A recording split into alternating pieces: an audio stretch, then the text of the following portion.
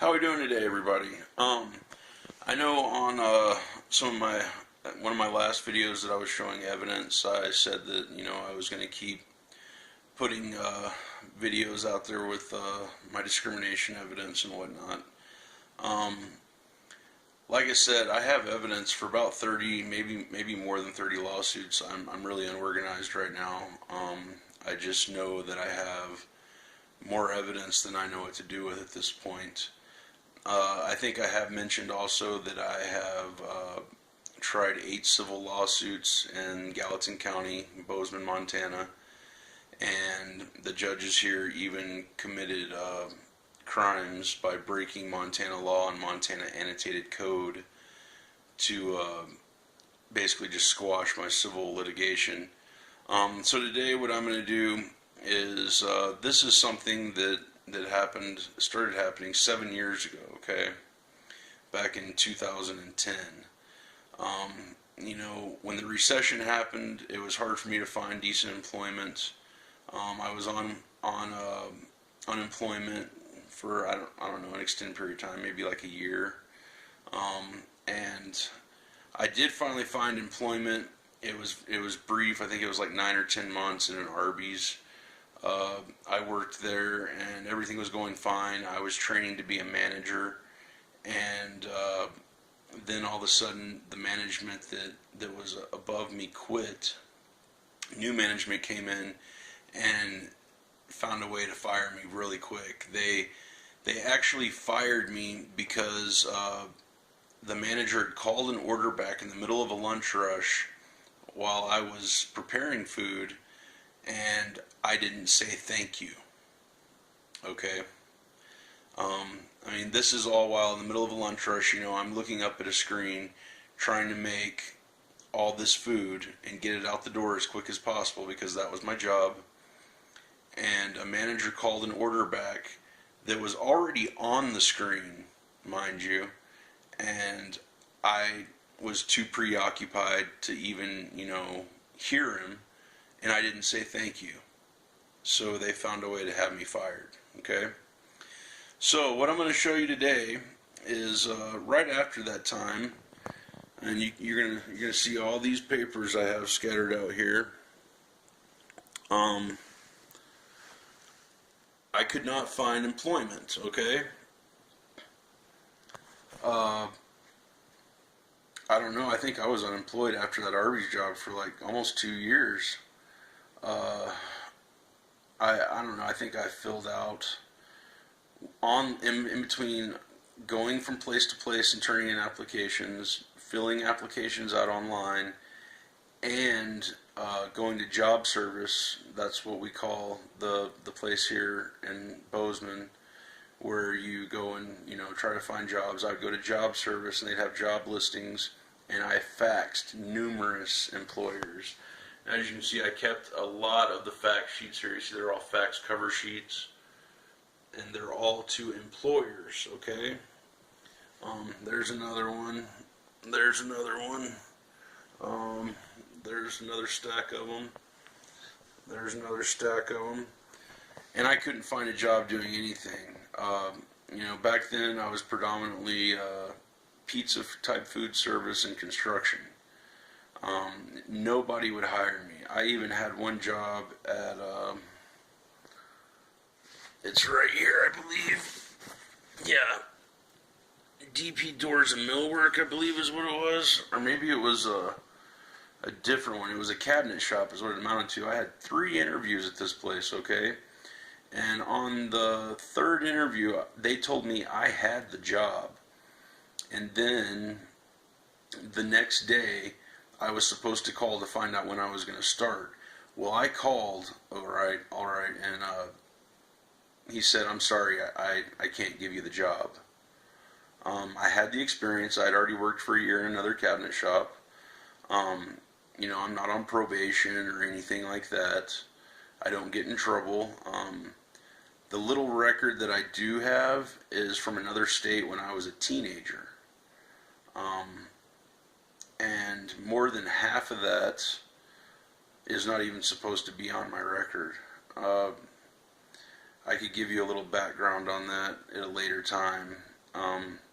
Basically, I saved a girlfriend one time, and I wrote a statement on myself, and then the detectives, after I wrote the statement, said, well, we know she did it. We arrested her yesterday, but we're still going to charge you because you admitted to doing it too.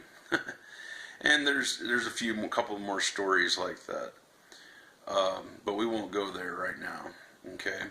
So what I have here, you see, it says employment notebook 9/20. Let me see if I can get it. 9/20/2010 and I didn't, I never finished because it lasted so long, and I just didn't finish. I don't remember. I think it took me like 2 years. So you see this page? Those are all places that I fill out applications at, and I've got numerous pages here. I mean, all these places, business cards. I write down, names of managers, email addresses, phone numbers, names of the businesses, dates I applied, all this stuff. And I've got, I think there's a few more pages here.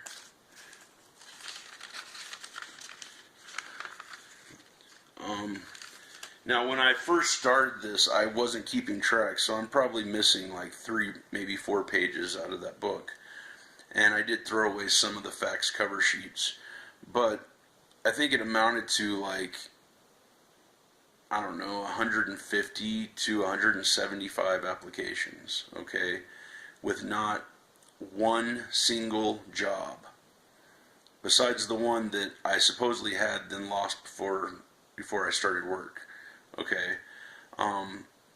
And during this time, this is when my son was just an infant. It was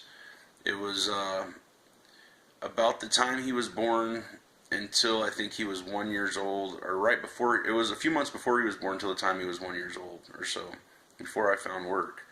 What I did is I did have a roommate at that time that left me all of his possessions, okay. All he wanted was his bike and a backpack full of clothes, and he left. I talked to him later, and he, I don't know if he was telling the truth or not, but I asked him, why he left, and he just kind of choked for a second and said, and like kind of whispered FBI, and then hung up the phone. I don't know if that's true or not, because I've actually been told that before by another roommate, but this roommate was a little loony. He was bipolar and on bipolar medications and had a lot of issues. And when he was living with me, he admitted that whenever I'd spend the night with my girlfriend back then, that he would let Aryan Brotherhood come in and cook speed in my house, which was really awesome of him. And he tried to tell me that he was an FBI informant and all this. And he was a real social person, and I do live in a very small community where everybody knows each other. So, whether I believe this or not, just because of what I've been through, being a TI and everything, I still don't.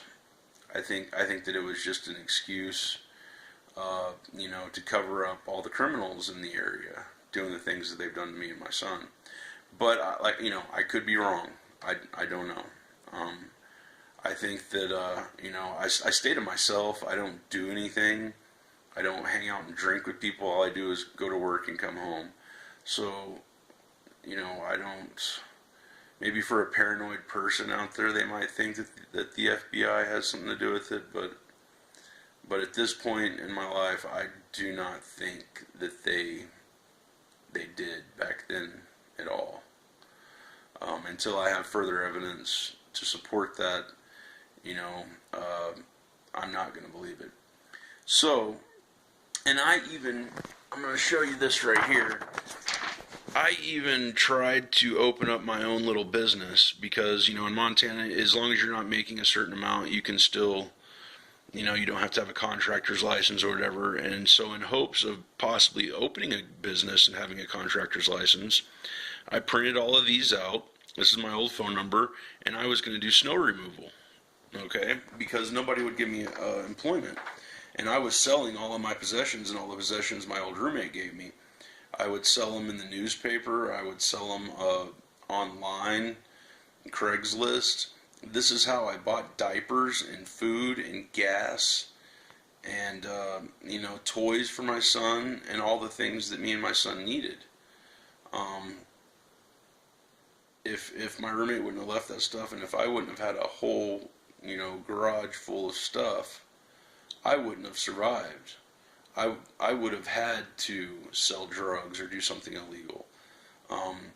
I remember back then, even I was on, I've discussed the prescription pain medications I was on. I had numerous people that found out that I was on pain medication and requested me to sell it to them, and I told them that I couldn't.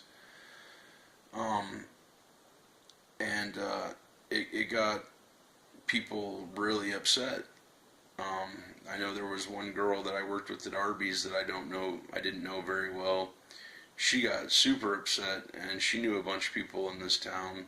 And I think there's a slight possibility that's the reason why I got taken off to begin with. Besides the Republicans signing in the new bill to take away a lot of people's pain medications,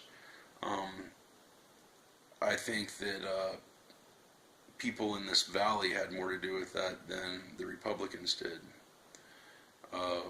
Just out of jealousy, I would use it to go to work, and they obviously people like that use it to get high. So, I just wanted to make this short video.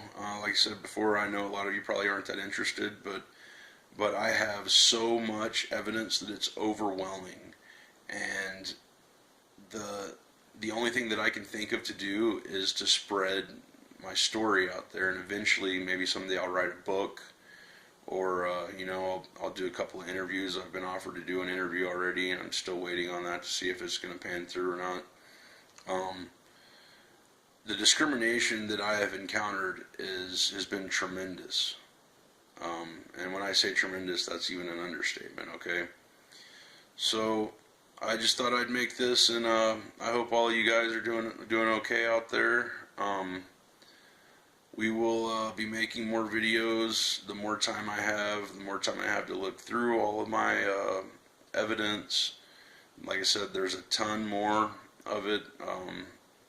So I hope you guys are doing alright, and we'll talk to you later. You guys have a great day.